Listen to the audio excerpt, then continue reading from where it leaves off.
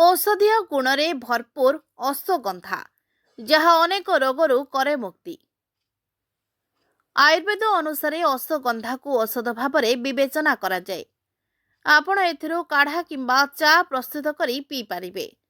ବର୍ତ୍ତମାନ ଜୀବନଶୈଳୀ ବଦଳିବା ସହ ଲୋକଙ୍କ ଟେଷ୍ଟରେ ମଧ୍ୟ ପରିବର୍ତ୍ତନ ଆସିଛି। ଏବେ ବିଭିନ୍ନ ପ୍ରକାରର ଚା ପିଉଛେ, କିନ୍ତୁ ଅଶ୍ୱଗନ୍ଧାର ଏହି ଚା ଆମ ସ୍ୱାସ୍ଥ୍ୟ ଉପକାରୀ ହୋଇଥାଏ, ଯାହା କେବଳ ରିଲାକ୍ସ ଫିଲ୍ କରାଇନଥାଏ, ବରଂ ଶରୀର ପାଇଁ ମଧ୍ୟ ଲାଭଦାୟକ ହୋଇଥାଏ। ଅଶ୍ୱଗନ୍ଧାରେ ଅନେକ ଔଷଧୀୟ ଗୁଣ ଭରପୁର ମାତ୍ରାରେ ଥିବାରୁ ଆମ ସ୍ୱାସ୍ଥ୍ୟ ଉପରେ ସକାରାତ୍ମକ ପ୍ରଭାବ ପକାଇଥାଏ। ଅଶ୍ୱଗନ୍ଧା ଚା ପିଇବା ଦ୍ୱାରା ଶରୀର ରୋଗମୁକ୍ତ ରହିଥାଏ।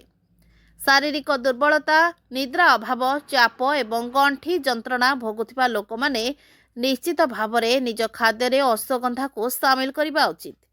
ଏହାକୁ ସେବନ କରିବା ଦ୍ୱାରା ବଢ଼ୁଥିବା ଚାପ ହର୍ମୋନ୍ ନିୟନ୍ତ୍ରଣ କରିବାରେ ସାହାଯ୍ୟ କରେ ଏବଂ ମନକୁ ଶାନ୍ତ କରିଥାଏ।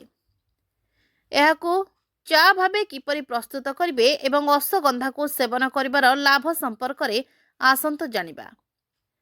ଚା କିପରି ପ୍ରସ୍ତୁତ କରିବେ? ଗୋଟିଏ ପାତ୍ରରେ ଗୋଟିଏ ଗ୍ଲାସ୍ ପାଣି ନିଅନ୍ତୁ। ପାଣି ଫୁଟିବା ପରେ 1ରୁ 2ଟି ଅଶ୍ୱଗନ୍ଧା ମୂଳ କିମ୍ବା ଗୋଟିଏ ଚାମଚ ଅଶ୍ୱଗନ୍ଧା ପାଉଡର ମିଶାନ୍ତୁ। ପୁଣି ପାଣିକୁ 10 ମିନିଟ୍ ପର୍ଯ୍ୟନ୍ତ ଫୁଟାନ୍ତୁ। ଯେତେବେଳେ ପ୍ରାୟ 1 କପ୍ ପାଣି ରହିବ, ଏହାକୁ ଛାଣି ଦିଅନ୍ତୁ। ସେଥିରେ ଲେମ୍ବୁ ଏବଂ ମହୁ ମିଶାନ୍ତୁ ଏବଂ ଏହାକୁ ଚା ପରି ପିଅନ୍ତୁ। ଆପଣ ପ୍ରତିଦିନ 1ରୁ 2 ଥର ଅଶ୍ୱଗନ୍ଧା ଚା ପିଇପାରିବେ। ଏବେ ଚାଲନ୍ତୁ ଜାଣିବା ଅଶ୍ୱଗନ୍ଧାର ଲାଭ। ଓଜନ ହ୍ରାସ କରିଥାଏ।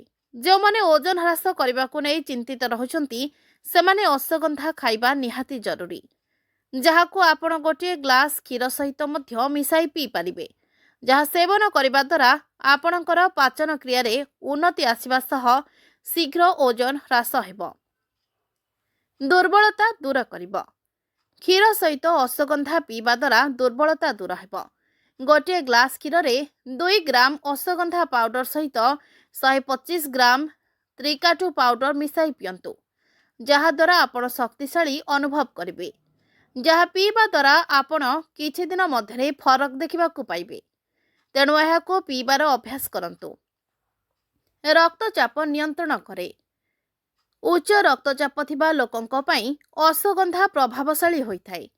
ଏହାକୁ ସେବନ କରିବା ଦ୍ୱାରା ରକ୍ତଚାପକୁ ନିୟନ୍ତ୍ରଣ କରିବାରେ ସାହାଯ୍ୟ କରେ। ସେଥିପାଇଁ 2 ଗ୍ରାମ ଅଶ୍ୱଗନ୍ଧା ପାଉଡର, 125 ଗ୍ରାମ ଗୁଣ୍ଡ ହଳଦୀ ଏବଂ 1 ଗ୍ଲାସ୍ କ୍ଷୀର ନିଅନ୍ତୁ, ଯାହା ରକ୍ତଚାପ ରୋଗୀଙ୍କ ପାଇଁ ବେଷ୍ଟ ହେବ। ଭଲ ନିଦ।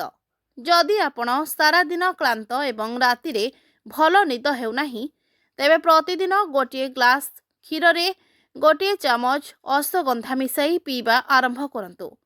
ଏହା ଆପଣଙ୍କ ଉଭୟ ସମସ୍ୟାର ସମାଧାନ କରିବ।